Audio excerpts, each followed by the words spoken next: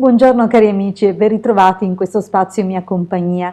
Vediamo oggi i nati del 27 gennaio e quali sono i doni o le prove che questi nati ricevono dagli astri.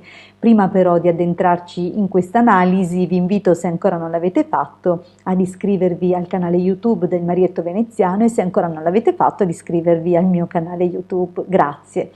Dunque questi nati hanno alcuni valori comuni a tutti i nati del mese di gennaio, in quanto anticamente si sosteneva e si riteneva appunto che gennaio fosse dominato dalla costellazione Acquario, la quale costellazione era a sua volta associata sempre anticamente a Saturno.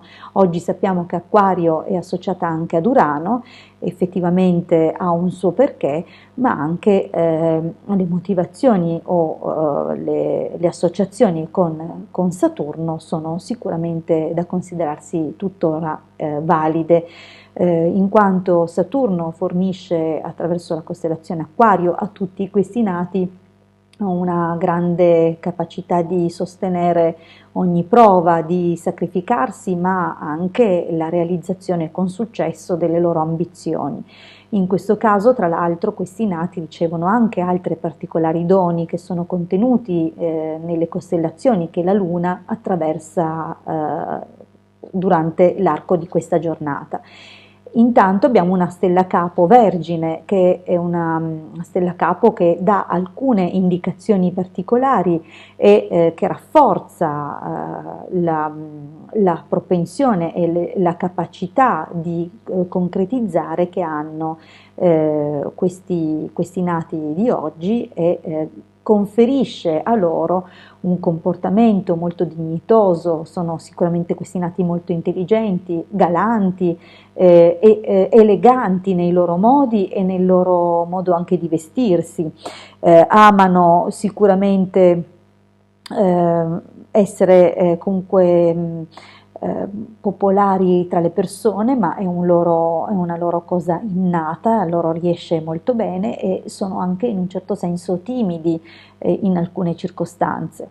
Sono comunque sempre molto intuitivi, geniali. Questo come abbiamo capito è un tratto comune che proviene comunque dai doni della costellazione Acquario e che dunque anche questi nati ricevono.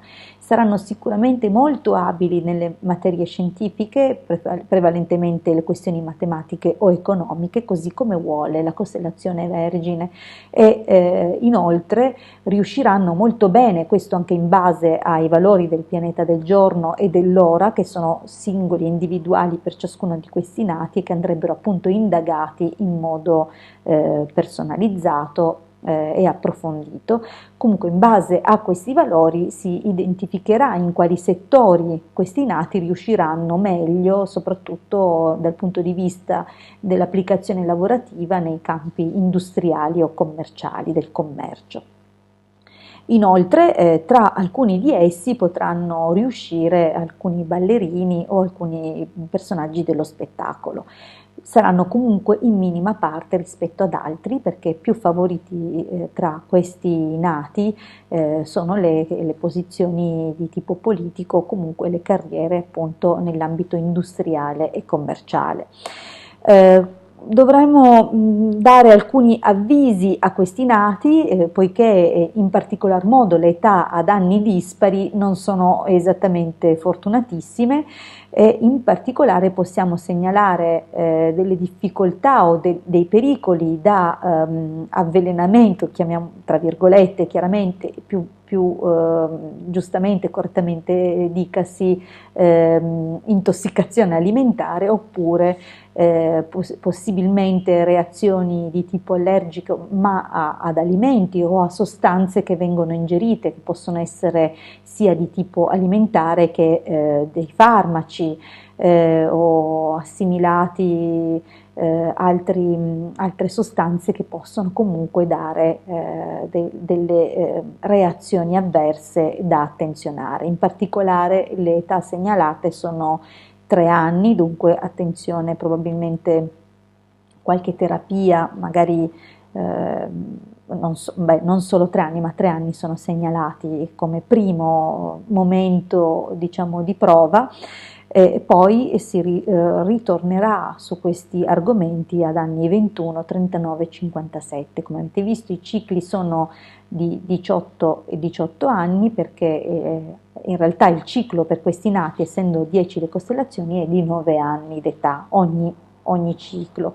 Dunque, essendo il secondo ciclo, il ciclo successivo di anni pari, si passa poi a quello successivo ancora per valutare appunto il potenziale negativo, perché come ho detto per questi nati risultano negative le età dispari e positive le età pari. Bene, detto questo, c'è da attenzionare anche un altro paio di questioni: la possibilità appunto di incorrere in noie legali legate a questioni di affari, ma non pericolose, poiché alla costellazione di riferimento segue una di primo gruppo, dunque le conseguenze saranno comunque favorevoli per questi nati, ma ciò non toglie che avranno qualche seccatura e qualche preoccupazione.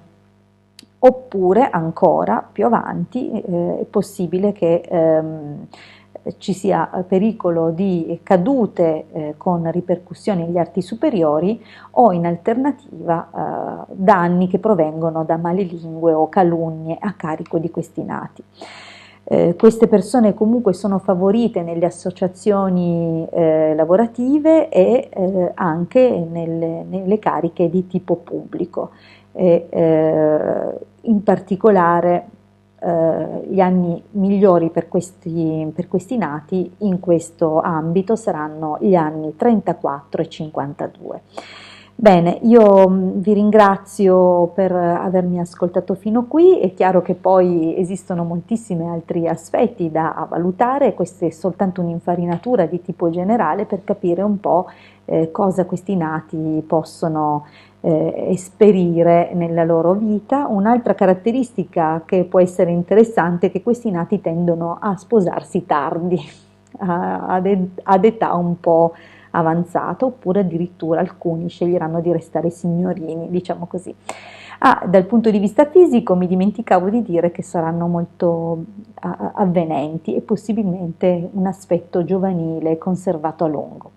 Grazie ancora per avermi ascoltato fino qui e vi rimando alla prossima condivisione. Mi raccomando, se qualche vostra conoscenza o amicizia è nata in questo giorno, potete regalargli questo link così che vadano a curiosare in cosa prevedono le stelle per loro. E se ovviamente non l'avete ancora fatto, vi invito ad iscrivervi al canale del Marietto Veneziano e ad iscrivervi anche al mio canale YouTube qui su questo link. Grazie ancora a tutti e a presto dalla vostra Hildegarda.